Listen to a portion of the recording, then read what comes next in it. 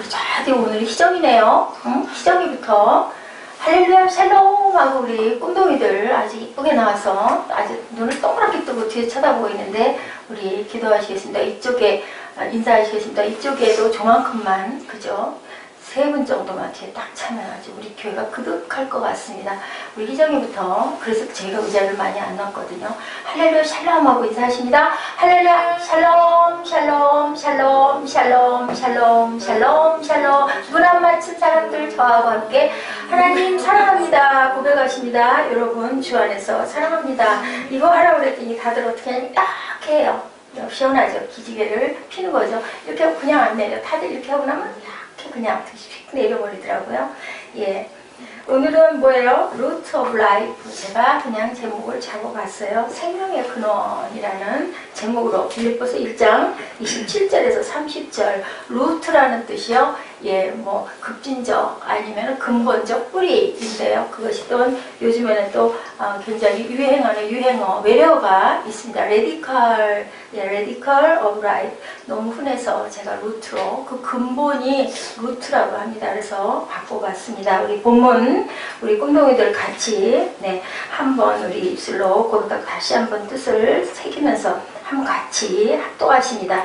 오직 너희는 그리스도의 복음에 합당하게 생활하라. 이는 내가 너희에게 가거나 떠나 있으나 너희가 한 마음으로 서서 한 뜻으로 복음의 신앙을 위하여 협력하는 것과 무슨 일에든지 대적하는 자들 때문에 두려워하지 아니하는 일을 듣고자 합니다. 이것이 그들에게 멸망의 증거요 너희에게는 구원의 증거니 이는 하나님께로부터 난 것이라. 그리스도를 위하여 너에게 은혜를 주신 것은 다만 그를 믿을 뿐 아니라 또한 그를 위하여 고난도 받게 하려 하십니다. 너에게도 그와 같은 싸움이 있으니 너희가 내 안에서 공부하여 이제도 내 안에서 듣는 아니라. 아멘. 자, 빌립보서는 어떤 성경이에요? 누가 썼어요? 바울. 빌립이요. 바울이 어디서 썼어요? 감옥에서 누구에게? 누구에게? 빌립보에 있는 성도들에게. 그죠? 아멘. 우리 꿈동이들 너무 공부를 잘해서 잘 알아요. 자, 본문 말씀을 쉬운 성경에 보니까 이렇게 해석을 하고 있습니다. 자, 그 본문이에요. 잘 좀 들어보세요. 여러분의 행동은 한결같아야 합니다. 한 비전을 품고 한 마음으로 굳게 서서 사람들이 메시지 곧 복된 소식을 신뢰하도록 분투하십시오. 예, 그 쉬운 성경 내용이에요. 이 삶에는 그리스도를 신뢰하며 사는 것만 있는 것이 아니라 그리스도를 위해 받는 고난도 있습니다. 고난은 신뢰만큼이나 값진 선물입니다. 여러분은 내가 어떤 싸움을 싸워왔는지 보았고 지금도 이 편지로 계속 소식을 듣고 있습니다. 여러분도 똑같은 싸움을 지금 하고 있습니다. 누가? 바울이 빌립보 교인들에게 고난도 신뢰만큼 값진 선물이다 라고 얘기합니다. 장용호의 건축가 세계에서 인생을 배우다에 나오는 얘기입니다. 여러분들 공감해 가십니까? 세상을 두려워하는 사람이 있고 세상이 두려워하는 사람이 있다고 합니다. 세상을 두려워하는 사람이 있고 세상이 두려워하는 사람이 있다고 합니다. 우리는 과연 어디에 속해 있을까요? 자, 우리 저기 이정현 자매, 세상을 두려워하는 사람은 어떤 사람일까요? 예수님 안에 혼맥하지 않은 자. 아유, 맞아요. 그죠? 그 두려움이라는 건 뭐예요? 두려움의 두려움의 본체가 뭐예요? 사단이에요. 그죠? 그 다음에 뭐예요? 세상이 두려워하는 사람 뭐예요? 자, 이기고 승리하고 나가는 뭐에서? 주 안에서. 그죠? 뭐라고 그랬어요? 세상이 감당할 수 없는 사람이다. 그죠? 톱으로 켜도 불시련이 다가와도 불 속에 빠져도 절대로 뒤로 물러서지 않고 어디에서도 주님만 찾는 사람. 카타콤 60층 밑에 지하에서도 생명이 다해도 주님을 믿겠다고 하는 사람들 세상이 감당해요? 못해요? 감당 못해요. 세상을 두려워하지 않고 세상에 두려워하는 사람의 특징 3가지 있다고 합니다. 특징, 세상이 두려워하는 사람 특징 뭘까요? 어떤 사람일까요? 여러분들 첫째, 꿈이 있는 사람. 네, 꿈이 있는 사람, 비전이 있는 사람. 둘째, 돈, 명예, 권력을 쫓는 사람, 쫓지 않는 사람. 돈, 명예, 권력을 쫓는 사람, 쫓지 않는 사람, 쫓지 않는 사람, 상관없는 사람, 그런 건 뭐 별 문제 없어. 셋째, 자기의 꿈을 위해 무엇도 두려워하지 않는 사람, 죽음도 30점.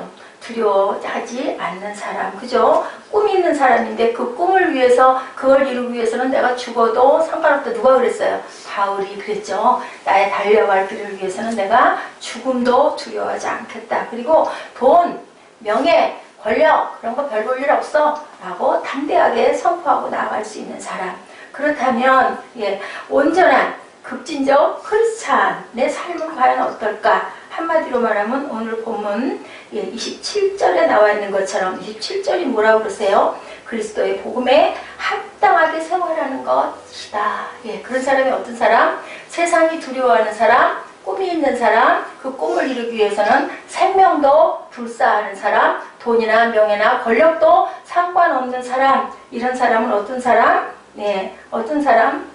그리스도의 복음에 합당하게 생활하는 사람. 27절 내용입니다. 그럼 우리에게 이런 질문이 생기죠. 복음에 합당하는 거 그럼 뭐예요? 그죠? 복음에 합당하게 과연 사는 건 뭘까? 28절에 답이 나와 있어요. 뭐라고 그래요? 대적하는 자를 두려워하지 않는 것. 29절에 뭐라고 그래요? 그를 믿을 뿐 아니라 그를 위하여 고난도 받을 각오가 되어 있는 사람. 우리가 대개는 면류관은 기뻐하고 즐거워하는데 뭐는 싫어한다고요? 십자가는 도망가고 피하고 싶고 고난은 안 받고 싶죠. 그렇지만 그런 거 별로 어려워하지 않는다. 고난 받는 거 맞다. 그 고난 뒤에는 누가 계시다? 하나님이 계시기 때문에 하나님을 만날 수 있는 기회다. 이렇게 생각하는 사람이 바로 세상이 두려워하는 사람이다. 이것이 과연 우리가 꿈꾸는 예수 믿으시죠, 여러분들? 아멘? 아멘? 아멘. 믿으시죠? 그러면 우리가 꿈꾸는 그러한 그 기독교가 과연 이런 것일까? 우리가 꿈꾸는 굿 뉴스가 과연 이런 것일까? 데이비드 플랫의 레디컬이라는 책에 이렇게 급진적이라는 책에 보면요, 존 패튼이라는 한 인물에 대한 이야기가 나옵니다. 그는 요즘 그리스도인들에게는 상대적으로 덜 알려진 인물이다. 그는 스코틀랜드에서 한창 성장하고 있던 교회를 10년 넘게 섬기던 목회자였다. 하나님은 그에게 복음에 대해 전혀 알지 못하는 누가 식인종이 우글거리는 정글 속으로 가서 선교하라고 명령하셨다. 여러분 갈 것 같아요? 못 갈 것 같아요? 여러분 같으면 가겠어요? 못 가겠어요? 못 가요. 사람도 못 갈 것 같아요. 그죠? 그랬어요. 패트는 특별한 한 섬으로 들어가고 싶어 했다. 20년 전에 두 선교사가 상륙했다가 잡아먹힌 곳이었다. 무서워서 어디 가요? 못 가죠. 근데 갔어요. 당연히 선교사들은 제발 참어. 전철을 또 밟을래? 너 가면 죽어. 하고 다들 말렸다라는 거죠. 패트는 이렇게 적었다. 마음씨 좋은 한 노신사는 나를 붙들고 소리내어 우셨어. 심지어는. 왜냐하면 식인종이 살고 있다니까요. 내 아들도 잡아먹혔어요. 목사님 가면 두말할 필요 없이 잡아먹혀요. 가지 말라니까요. 그리고 소리치며 울었다. 존 패트는 노인에게 이렇게 조용히 담담히 대답했다. 딕슨 씨 머지않아 선생님도 가지고 있던 것을 모두 남겨둔 채 무덤에 들어가게 될 것입니다. 거기서는 벌레들이 나의 죽음을 뜯어먹겠죠. 주님만을 섬기다 죽는다면 벌레가 먹든 식인종이 먹든 무슨 차이가 있겠습니까? 마지막 때가 되면 선생님처럼 저도 그리스도처럼 깨끗한 몸으로 부활하게 될 것입니다. 어떠세요? 이 대답이. 그랬더니 노인은 눈물을 닦고 방을 나가면서 이렇게 외쳤다고 합니다. 그렇다면 더 이상 할 말이 없습니다. 라고 외쳤다고 그래요. 33살 때 존 패트는 아내와 함께 뉴 헤이브리드 군도로 들어갔습니다. 도착한 지 얼마 뒤 아내와 갓난아이는 세상을 떠났습니다. 패트는 맨손으로 땅을 파헤쳐서 그 시신들을 묻었습니다. 그 뒤로도 생명을 위협하는 일들이 끊임없이 벌어졌습니다. 하지만 몇 년의 시간이 지나자 뉴 헤브리드에 사는 수많은 식인종들이 그리스도가 주시는 평안을 알게 되었고 오스트레일리아와 스코틀랜드를 비롯한 많은 서방 세계가 복음 전도에 대한 도전을 받게 되었다고 합니다. 패튼이 누구를 묻었어요? 땅에다가 자기 아내와 어린 딸아이를 묻었어요. 그리고 수년을 거기서 죽음과 그 고통과 위험을 무릅쓰고 사투를 벌인 결과 식인종들이 누구를 받아들여요? 그리스도를 알게 되었다. 오늘 사도 바울이 빌립보에 있는 교인들에게 편지했을 때 뭐라 그래요? 그리스도의 복음에 합당하게 생활하라 라고 말합니다. 예, 그 말은요, 하늘나라의 시민으로 합당하게 살라라는 뜻으로 다르게 표현될 수 있죠. 여기서 시민이라는 말에 여러분들 함께 저와 함께 묵상해 보십니다. 우리나라 사람들이 한때 그죠? 미국에 이민을 가서 살고 싶어서 시민권을 따려고 무척 경쟁이 치열했었어요. 예, 미국 시민으로 살면 어때서요? 혜택을 볼 수가 있잖아요. 첫째는 자녀들을 거기서 기르면서 어학이 되죠. 그렇기 때문에 나중에 한국에 돌아왔을 때 사무엘 한국에 돌아왔을 때 어학만 잘해도 먹고 살 수가 있기 때문에 너도나도 미국으로 이민을 가려고 했었을 때가 있었어요. 이민을 가서 시민권을 따려고 했었는데 그 혜택, 하지만 시민이 되기 위해서는 뭐를 해야 돼요? 굉장히 까다로운 절차가, 특히 동양인 중에도 우리 한국 사람에게는 굉장히 까다로운 절차가 저도 기억이 납니다. 시험도 봐야 되고 법도 지켜야 되고 찾을 수 있는 권리만 있는 것이 아니고 뭐가 있다? 해야 할 의무가 있다라는 거죠. 예, 그래서 그건 패스하려면 뭣도 있어야 되고 또 굉장히 신용도 좋아야 돼요. 우리나라에서 어떤 범죄에 가담했거나 어떤 그런 게 조금만 있어도 결격사유가 있어도 갈 수가 없었어요, 미국에. 네, 어떤 면에서 보면요, 희생이라고 할 수 있지만 희생보다 보상이 큰 것이죠. 법을 지키며 세금을 내는 거, 그죠? 희생이기도 하는데 그것으로 인해 내가 보호를 받는 보상이라고도 할 수 있다는 거죠. 제가 오늘요 그 본문 말씀의 제목을 루트 라이프라고 잡았지만 무엇이 과연 근본이고 무엇이 과연 뿌리이고 무엇이 과연 레디칼이라는 뜻일까요? 2015년을 시작하면서 내린 정의는요, 어떤 특별한 삶이 아니라 우리가 믿는 바를 사는 것이 바로 뿌리가 아니겠는가, 정의의 뿌리가 아니겠는가. 어떻게 해요? 믿음을 지키며 하나님의 뜻대로 사는 것이 과연 우리가 살 수 있는 어디의 시민의 근본이다. 하늘나라의 시민의 근본이다. 시민이라는 생각 조금 더 해보죠. 사무엘 눈 좀 뜨면 이쁘겠다. 사무엘 눈 좀 떠. 반드시 앉아. 응? 아주 자려고 턱을 거기다 대고 작정을 했어. 지금 시간이 무슨 시간? 밤 12시? 몇 시? 낮 12시. 어? 제발 눈을 뜨고 나랑 눈 좀 맞추게. 아이 컨택 좀 하자. 아멘? 아멘. 예. 우리가 하늘나라의 백성임을 믿는 것이 아니라요, 그 나라의 백성이 되었기 때문에 마땅히 해야 할 일을 한다면 우리의 삶이 무척 레디칼해질 수 있다는 거죠. 네. 조금 더 시민이란 말 생각해보죠. 시민권을 유지하기 위해 해야 할 일은요, 단순히 경제적인 활동뿐이 아니라 그 나라에 머무는 시간이 필요하다. 시민권 가진 사람들, 그죠? 우리 잠깐 가면 어때요? 나와야 돼요. 3개월인가 뭐 기간이 있더라고요. 그 이상 있으면은 안 돼요. 쫓겨나요. 특별히 나라의 명을 받고 파송되기 전에는요, 개인적인 이득을 위해 나갈 경우에는 반드시 돌아와서 채워야 할 기간이 필요하다는 거죠. 만일 누군가가 시민이라고 하면서 특권만 드리고 의무를 하지 않는다면 어떻게 될까요? 얼마나 미울까요? 그죠? 시민권을 얻었다고 하지만 아직 이전 국가에 머무는 것이 아닐까? 여러분들은 어디의 시민이십니까? 여러분들은 어디 시민이세요? 응? 자, 어디? 영어로 어디? 우리 맨날 영어로 예배할 때 뭐, 어디? 킹덤? 아멘? 거기 시민이에요. 그러면 어떻게 해야 된다고요? 특권. 무슨 특권? 우리는 구하면 아버지께서 주신다. 찾으면 찾을 것이다. 두드리면 열릴 것이다. 근데 아까 얘기했죠. 시민이 되기 위해서는 우리는 또 무엇도 있어야 된다. 우리가 해야 할 의무가 분명하게 있다라는 거죠. 아까 우리 꿈동이들하고도 그 말씀 나눴던 것 같아요. 그죠? 우리 성경 찾으면서 어떻게 된다고요? 우리가 하나님의 은혜 안에 들어가기 위해서는 세상 사람들이 우리를 어떻게 한다고요? 하나님의 자녀이기 때문에 여기 세상이 누구의 세상? 누구의 세상? 우리 세상? 누구의 세상?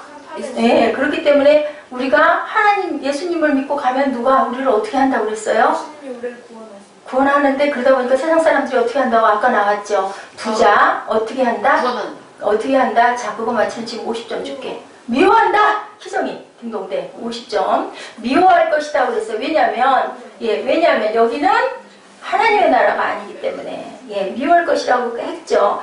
어떻게 그렇게 맨 뒤에 앉아있는 제일 키도 조그만한 희정이가 맨날 답을 맞출까? 성경을 참 잘 알고 아주 집중을 해요. 자, 누군가가 시민이라고 하면 조금만 누리면 의무를 다하지 않기 때문에 미움을 받는 거죠. 미운 거죠. 우리가 하늘나라의 시민이라고 하면 우리가 속해 있었던 나라의 국적을 포기해야 된다 하면, 자, 우리가 어디에 속해 있었어요? 원래는? 천국. 원래 천국? 세상. 여기. 그래서 우리는 뭐가 됐어요? 이제는 천국 시민권을 받았으면 뭐를 포기해야 돼? 이 땅을 포기해야 된다. 아멘? 포기해야 된다라고 합니다. 삶의 방식이 바뀌어야 될까요? 안 바뀌어야 될까요? 바뀌어야 되겠죠. 그죠? 나 이제 여기 사람이 아니니까 어디 법을 따라가야 돼요? 하늘나라 법을 따라가야 된다. 그 법이 어디 있다? 하늘나라. 어디에 있다? 마음속에. 어디에 있다? 말씀이 곧 뭐? 66권 성경에 있다. 아멘? 자, 그게 뭐다? 그게 바로 법이다. 그 법을 우리는 따라가야 된다. 하늘나라의 성전과 번영에 뭐 해야 된다? 우리의 의무를 다 해야 된다. 아멘? 우리는 어디 사람이니까? 천국 사람이니까. 마땅히 법을 지키고 헌신해야 된다. 몸도 신고 물질도 신고 아까워하면서 아까워하지 않으면서. 그랬을 때 하나님 뭣도 주신다? 복도 주신다, 힘도 주신다, 능력도 주신다. 아멘. 능력 주는 자 안에서 우리가 모든 것을 할 수 있습니다. 그런데요, 불행하게도 많은 사람이 하늘나라의 시민은 되었지만 하늘나라의 시민으로 살지 못하고 있다는 게 안타깝죠. 그래서 사도 바울은 늘 우리를 군사로 비유합니다. 아마도 시민보다 훨씬 더 와닿는 비유이죠. 본문 29절, 30절을 우리 한번 볼까요? 시작. 그리스도를 위하여 너에게 은혜를 주신 것은 다만 그를 믿을 뿐 아니라 또한 그를 위하여 고난도 받게 하려 하심이라. 너에게도 그와 같은 싸움이 있으니 너희가 내 안에서 본 바요 이제도 내 안에서 듣는 바니라. 자, 싸우려면 누가 싸워요? 군사가 돼야 싸운다라는 이야기를 여기서 말씀하고 있어요. 군사의 우선순위는 자신의 만족이나 기쁨을 찾지 않죠. 누구 뜻대로 해요? 자기를 부르신 일을 위해 최선의 삶을 산다는 거죠. 자, 군인들이 누구 말씀에 딱 들어야 돼요? 누구 말씀? 대장 말씀에 그대로 순종해야 되죠. 뭐 거기에 토가 달려요, 안 달려요? 군대 가면 안 달려요. 토 달고 말 안 들으면 어디 가요? 군대 영장. 어떻게 그렇게 잘 알아? 군대도 안 가는데 영장 가요? 똑같아요, 그죠? 자, 우리가 말할 필요가 없는 거예요. 우리는 군대이면 군대에 누구 대장이신 예수님의 말씀대로 살아야 된다. 자기를 부르신 일을 위해 어떤 삶을? 최선의 삶을 살아야 되겠죠. 어떻게 시간을 보내지 어떤 일에 우선순위를 둘지를 물을 필요가 없다. 군대에서 복무하는 순간에 자신의 모든 권리를 온전히 내려놓죠. 그래서 군대 가면 뭐가 된다고 그래요? 그런 말 저는 들었어요. 군대 가 있는 시간은 완전히 뭐라고요? 아예 그냥 기초적인 그냥 바보가 돼서 아무 생각도 하지 말고 그냥 하라는 대로 시키는 대로 내 머리를 쓸 필요가 없다. 자, 우리 천국 시민이면 머리를 쓸 필요가 있다 없다? 없다. 누가 말씀하시는 대로 아버지께서 누가 대신 빌어주신다고? 성령이 말씀해 주시는 대로 성경 말씀 안에서 우리가 그렇게 살아가면 아버지께서 우리를 책임져 주신다. 대신 일해 주신다. 그 뜻입니다. 훈련과 전쟁은 고난의 시간이기도 하죠. 그죠? 전쟁이 일어나면 고난의 시간이에요. 그죠? 그런데 불림을 받은 이유가 전쟁에 승리하기 위함이기 때문에 마땅히 싸움을 하지만 그 싸움에서 우리는 분명히 승리한다. 아멘? 아멘. 누가? 다윗이. 그죠? 싸움이 일어났을 때 전쟁하려고 작전을 짜지 않고 어떻게 했어요? 찬양하고 하나님께 먼저 기도하죠. 제단 쌓죠. 어떻게 할까요? 너는 치러 올라가라. 아멘. 올라가겠습니다. 두 번째 또 블레셋이 또 쳐들어왔어요. 하나님 어떻게 할까요? 먼저 기도하죠. 내가 다 작전을 짜고 여기다 이렇게 배치하고 이렇게 하지 않고 어떻게 할까요? 그랬더니 이번에는 밭 사이에 숨어 있다가 뽕나무 밭 사이에 숨어 있다가 내가 신호를 하거든. 네가 쳐라. 내가 대신 싸워 주리라. 그래서 누가 이기게 하셨어요? 하나님이 이기게 하셨더라. 이제 첫 토요일 날 제목이었어요. 하나님이 이기게 하셨더라. 자, 레디칼이라는 것은 합당한 삶이라는 거죠. 우리가 근본적인 어떤 하나님의 뿌리를 알고 살아야 된다. 리처드 스턴스의 구멍난 복음 이후에 두 번째 책 끝나지 않은 복음에서 하늘 시민으로 합당한 삶에 대하여 이렇게 얘기하고 있습니다. 그에게 합당한 삶이란 제자와 결신자를 구별하는 것이다. 우리의 신앙이 레디컬하지 못한 이유는 결신자로 살지만 제자로 살지 않기 때문이라는 거죠. 여러분들 성도와 주님의 제자는 다를까요? 같을까요? 자, 교회 나오는 성도와 예수님의 제자 훈련한다고 그러죠. 같아요? 틀려요? 틀려요. 예수님의 제자는 어떻게 해요? 예수님의 제자는 모든 걸 버리고도 예수님을 따를 수 있는 존재가 예수님의 제자. 성도는 예수님의 법을 지킬래요? 예수님 순종할래요? 나를 잘 보호해주세요 하고 예배에 나오는 사람들, 특별히 주일이면 어김없이 교회 주일 지키러 나오시는 분들 정도, 그런 분들이 성도라는 얘기죠. 우리가 합당한 삶을 제자와 결신자를 구별하는 거라는 것은 이런 차이가 있다. 신앙이 레디컬하지 못한 이유는 결신자로는 살지만 제자로 살지 않기 때문이다. 첫 번째, 삶에서 하나님의 다스림에 복종하는 거죠. 마태복음 10장 39절에 자기 목숨을 얻는 자는 어떻게 될 것이요? 자기 목숨을 얻는 자는 어떻게 될 것이요? 잃을 것이요. 자기 목숨을 잃고자 하는 자는 어떻게 되리라? 얻을 것이다 라고 말씀하고 있어요. 그죠? 나를 위하여 자기 목숨을 잃는 자는 얻으리라. 내가 너를 살려주리라. 어디서 살아요? 영원히 살 수 있게 해주신다라는 거죠. 우리들 순교자들 죽었어요? 살았어요? 죽었어요. 죽긴 죽었어요. 그죠? 근데 어디에 살아있어요? 영원히 어디에 살아있어? 성경 안에 살아있어요. 그죠? 그 어디 살아있죠. 그렇기 때문에 하나님이 살려주신다. 그게 꼭 십자가에 달린 니를 끌어내린다는 뜻이 아니고 몸은 죽는다 할지라도 아까 그 선교사가 얘기한 것처럼 어차피 우리는 죽을 목숨인데 나중에 부활의 영광에 우리는 참여한다는 뜻이죠. 우리 인생을 우리 뜻 대신 누구의 뜻으로 채우면서 시작하는 거다. 하나님의 뜻으로 채우면서 사는 것이다. 하나님의 다스림에 복종하는 것이 과연 하나님의 뜻으로 채우며 살아가는 것이다 라고 말씀하고 있습니다. 평생을 살아가면서 그리스도를 닮기 위해 뭐해요? 헌신하는 삶을 의미합니다. 너무너무 부족하지만, 너무너무 어이없지만, 너무너무 간격이 넓지만 그래도 우리는 거기를 바라보고 살아가는 것이 바로 하나님의 다스림에 복종하는 우리의 삶, 특별히 제자된 삶이다.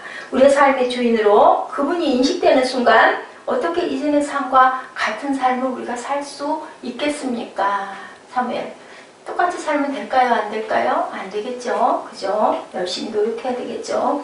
또 누구에게 구해요? 하나님 힘 주시옵소서. 하나님 믿음 더 강건하게 해주시옵소서. 기도해야 되겠죠. 그의 다스림에 복종한다는 것, 우리가 존경하는 어떤 위인을 바라보며 영향을 받는 것과는 차원이 다른 문제다. 왜냐하면 그분의 다스림은 우리의 삶에 목적을 주시기 때문이라는 거죠. 우리가 흔히 착각하는 게 있어요. 우리가 짜놓은 인생의 각본에 단지 예수 그리스도를 덧붙이려는 시도를 우리들은 하고 있다. 하나님을 그냥 사랑하는 게 아니라 내가 하나님을 사랑하면 하나님이 나한테 주실 거야. 내가 하나님께 예배하고 기도하면 이렇게 해주시겠지. 내 각본에 예수님을 붙인다는 거죠.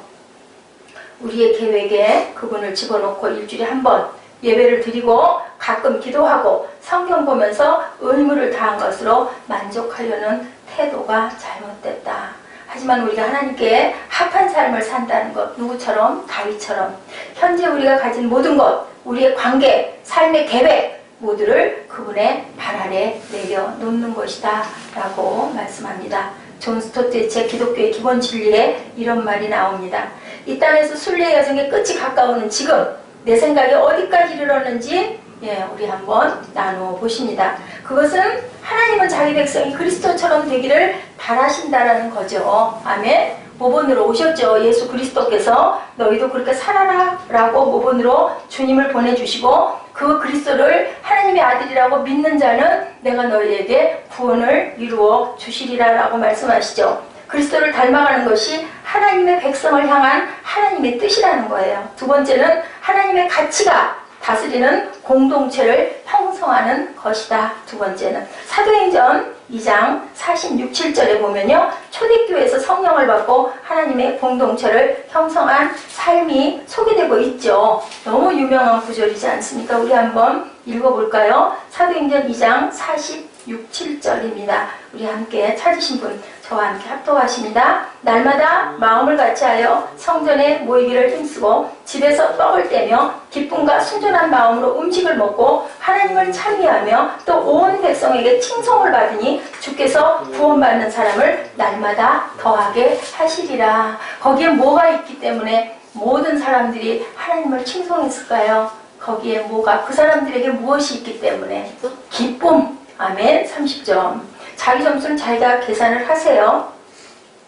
한 나라가요, 도시, 동으로 공동체를 구성하는 것처럼 교회는 하나님 나라의 구성 원리를 따라야 합니다. 예수님을 믿는 이들이 모여 예배하고 훈련하고 섬기는 체제를 갖추는 거죠. 크리스천 공동체는 하나님 말씀의 진리를 따라 그분의 통치 아래 살려고 애쓰기 때문에 필연적으로 이 세상에서는 레디컬한 공동체의 삶을 살 수밖에 없다.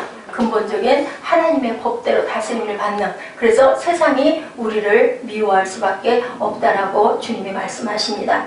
예수님은 이 땅에서 믿는 자들이 살아가야 하는 공동체의 비전을 우리에게 주셨죠. 하나님과의 올바른 관계, 그리고 우리가 사는 이 사회에 대한 혁신적인 반응입니다. 인간이 세운 나라에서는 성공한 사람들을 축복할 때, 하나님의 나라에서는 가난한 자, 애통하는 자, 온유한 자, 의에 줄이고 목마른 자, 박해받는 자들을 축복하고 계십니다. 하나님 나라의 일원이 된다는 것, 세상의 시기와 복수, 갈등, 분노, 정욕에 세상에서 바보같이 자기 자신의 것을 내놓는다는 것을 의미하죠. 하나님의 방법은 사람의 방법과 같지 않죠. 우리가 볼 때는 엄청난 손해인 것 같고, 우리가 볼 때는 정말 미련한 것 같고, 우리가 볼 때는 말도 안 되는 것 같은 그 일이 하나님의 방법으로는 이루어진다는 거죠. 그리고 우리가 이해하지 못할 세상에서 살아가며 걱정하고 염려할까봐, 걱정과 염려는 누구의 것이라고? 이방인의 것이다. 그죠? 그의 나라와 의를 위해 살면 모든 것을 하나님께서 책임지시리라고 말씀하십니다. 내가 계획하고, 내가 설계하고, 내가 연구하고, 내가 생기지도 않은 일을 걱정하고 앉아있으면 절대로 하나님이 일을 하실 수가 없는 거죠. 뭐라고 그러셔요? 그럼 네가 해봐. 그리고 기다리신다는 거죠. 근데 우리가 뭐 할 때? 기도할 때 아무것도 하지 않고 기도할 때 아버지께서 이루어 주신다라고 말씀합니다. 예, 마태복음 7장 24절입니다.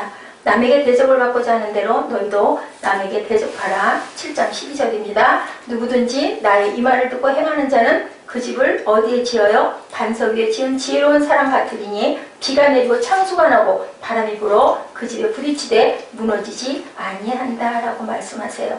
우리가 하나님의 진리에 기초를 둔 전혀 다른 공동체를 형성하며 그분의 다스림을 받기 시작할 때 세상이 이해할 수 없는 근본적인 뿌리의 삶을 살게 되며 그것이 시작이 된다. 세 번째입니다. 하나님의 대사로 세상에 들어가는 거다. 무엇이 되어서 전도자가 돼서 세상에 들어간다. 하나님을 만난 사람들은 모두 다 신분이 변화한다라는 거죠. 우리가 늘 얘기하죠. 우물가의 여인도 신분이 변화됐죠. 나다나엘도 무화과 나무 아래서 주님을 만나고 신분이 변화됐죠. 빌립도 변화됐죠. 시몬도 변화됐죠. 시몬이 누가 됐어요? 베드로가 됐죠. 뭐가 됐어요? 반석이 됐죠. 내가 그 위에 교회를 세우리라. 누가? 안드레가 그 형에게 가서 전도를 합니다. 이렇게 변화된 삶을 산다. 세상이 감당할 수 없는 증인의 삶, 세상에 생명을 내놔도 아깝지 않은 하나님이 그 정열과 성령의 충만함을 부어주셔서 이렇게 바뀐다라는 거죠. 고린도후서 5장 20절입니다. 그러므로 우리가 그리스도를 대신하여 사신이 되어 하나님이 우리를 통하여 너희를 권면하시는 것 같이 새로운 공동체의 성경적인 나라는 온전히 하나님의 개입에 있습니다. 성경적인 나라는 하나님의 말씀 속에 살아있다라는 거죠.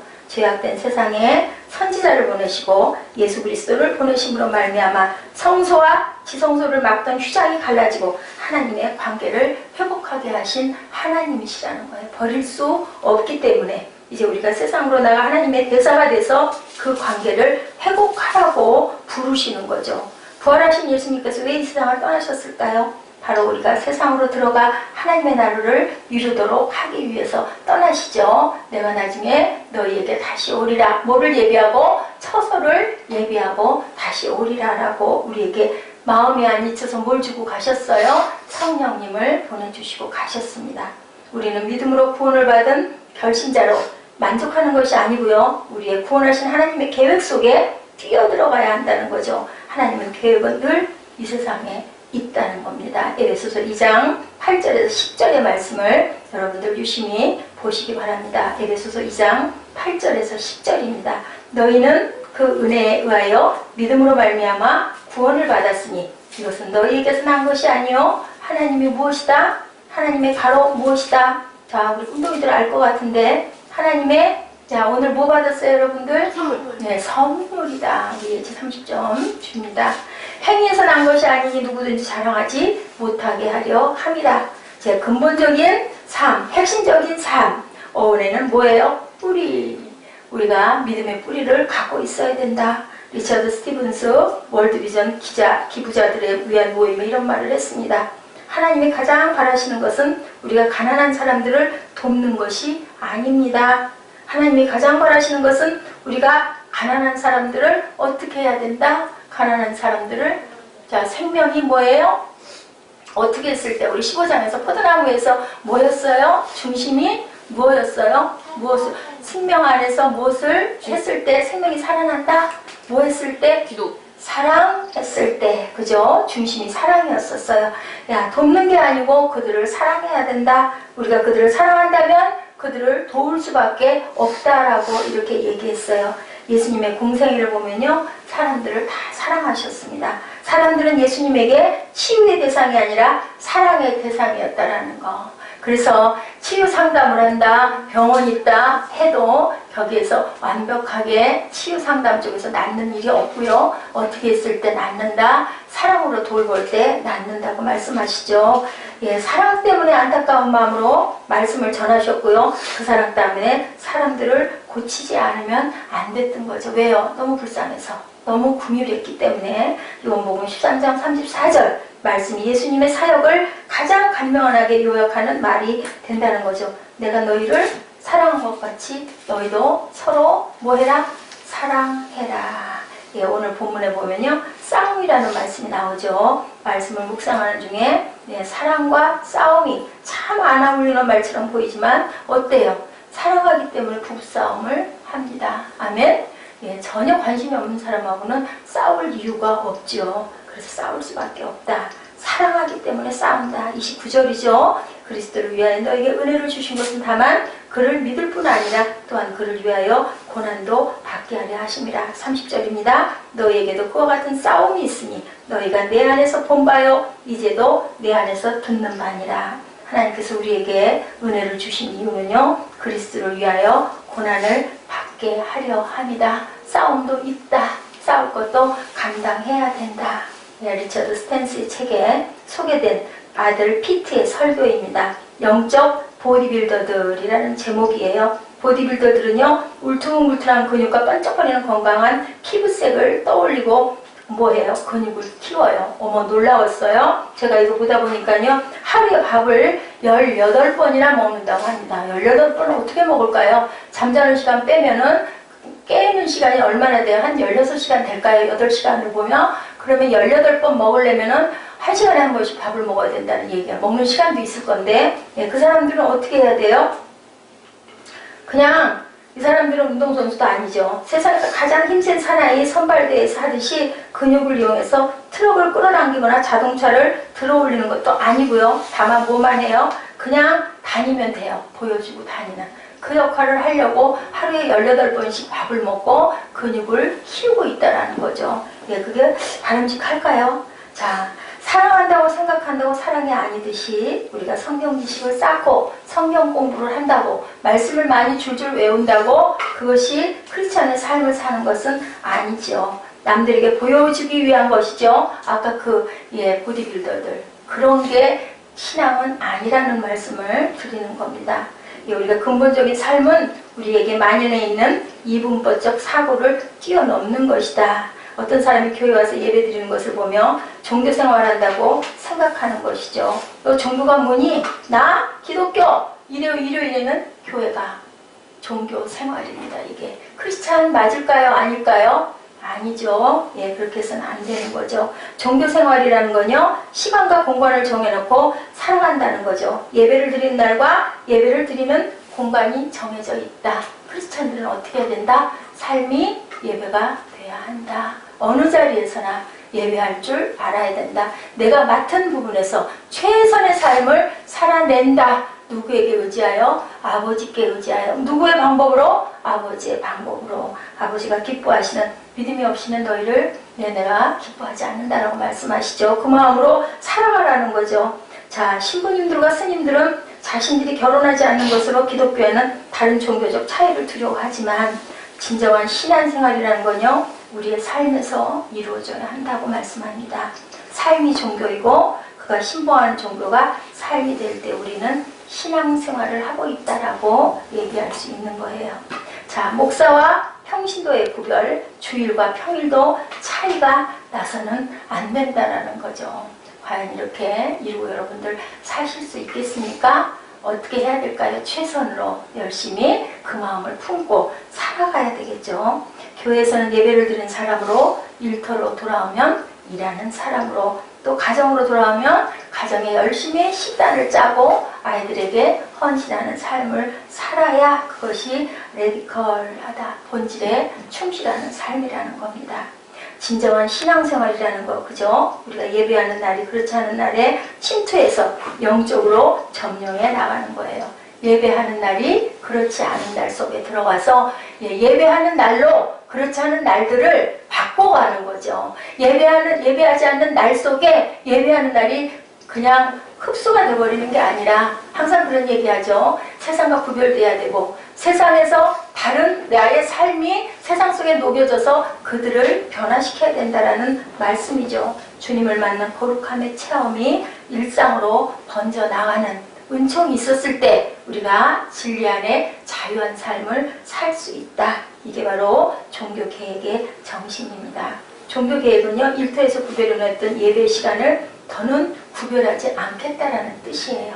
일터에서나 예배에서나 똑같은 삶은 로렌스라는 수사가 그랬다고 하죠. 식당에서 아주 허드렛 일, 아주 손은 아주 엉망이겠죠. 그죠? 발도 아주 띵띵 불어있겠죠. 그 수도원의 식당을 담당하고 있으니 그 사람은 왜 거길 가냐면요, 공부를 너무 못해서 수도원 시험을 보기만 하면 떨어져요. 그래서 부탁을 해서 국리를 한 끝에 내가 식당 일을 해도 좋으니 수도원에서 살 수 있게 해주시옵소서 했대요. 그래서 그거는 들어준 거예요. 거기서 결국 어떻게 됐을까요? 로렌스가 일하는 자리 옆에를 가면요, 왠지 모르게 경건한 마음이 들었대요. 무슨 일을 하고 있든지 그 옆에만 가면은 왠지 모르게 그냥 기도하는 마음, 예배하는 것 같은 그런 마음이 들어서요, 로렌스 주변에는 사람들이 자꾸 모이게 됐대요. 왜냐하면 그 옆에 가면 너무너무 평안한 거예요. 예배의 삶을 살고 있는 모습. 결국 로렌스는 어떻게 됐을까요? 나중에 그 수도원의 원장이 되었다고 합니다. 그렇게 우리가 무엇을 하든지 어디에 있든지 어떤 삶에 어떤 생활에 있든지 예배하는 것 같은 삶이 됐을 때 말하지 않아도 사람들이 옆에서 볼 때 아, 저 사람은 정말 크리스천이야, 그런 마음이 든다는 거죠. 우리가 하는 일이 하나님의 마음으로 성실하게 이루어져 가도록 해야 된다는 거죠. 급진적 생각, 크리스천은 매 순간 삶에서 예배를 드려야 한다. 학생은 뭘로? 공부로.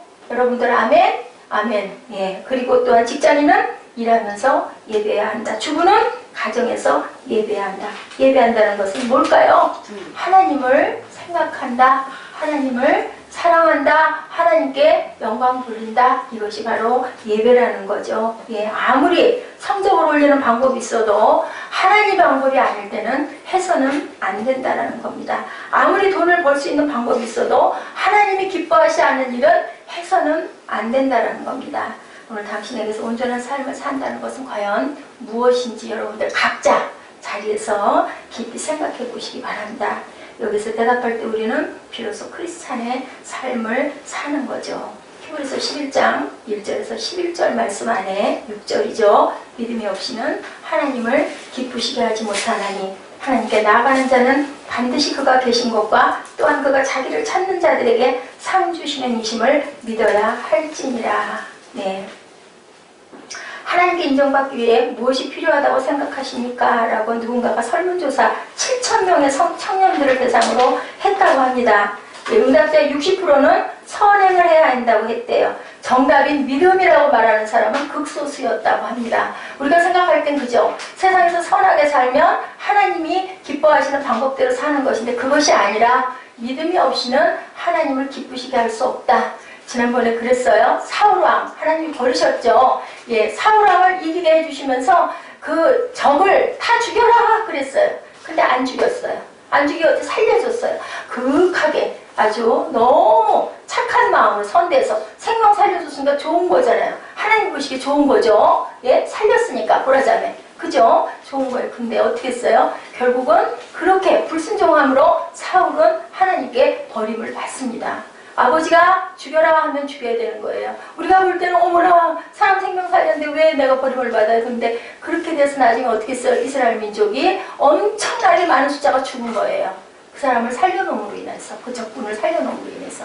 그렇기 때문에 우리는 당장 일어나는 일은 모릅니다. 당장 일어나는 일이 내게 완전히 이렇게 퍼펙트야 이거 이렇게 해야 돼. 이런데 하나님의 방법과 뜻은 그게 아닐 수 있다라는 거. 자, 아브라함이 어떻게 했어요? 아브라함이 이삭을 바쳤는데 이삭이 죽었어요? 살았어요? 안 죽었어요. 왜냐하면 그 이삭을 통해서 내가 너의 그 대대손손을 번창하게 하리라 했는데 갖다 바치래 모리아 산에다. 그거 완전히 하나님 미쳤지? 여러분들 그렇게 말하겠죠? 아이고 되고 통곡하겠죠? 근데 어떻게 했어요? 아브라함은 아무 말 없이 모리아 산으로 아들을 손을 잡고 갔어요. 이삭도 대단해요. 나이가 몇 살? 15, 6세. 우리 사무엘보다 훨씬 커. 우리 사무엘요, 내가 이렇게 해서 그 효자손 쪽으로 때려주려고 하면 내 팔을 탁 잡아요. 꼼짝을 못해 내가 힘이 약해서. 근데 그보다 훨씬 더 큰 청년이 떡하니 바위에다 번제로 불 쪼개서 한다고 칼을 꼽으면서 뛰어났는데도 아무 소리 않고 묶여갖고 누워있었다는 거. 뭐 때문에 그랬을까요? 순종한 거죠. 아버지가 나를 죽여도 상관없고 절대로 아버지가 나를 그냥 죽이시지는 않을 거다라는 믿음. 말씀은 저도 이렇게 드리지만 저도 자신이 없습니다. 큐리 부인 여러분들 아시죠? 예.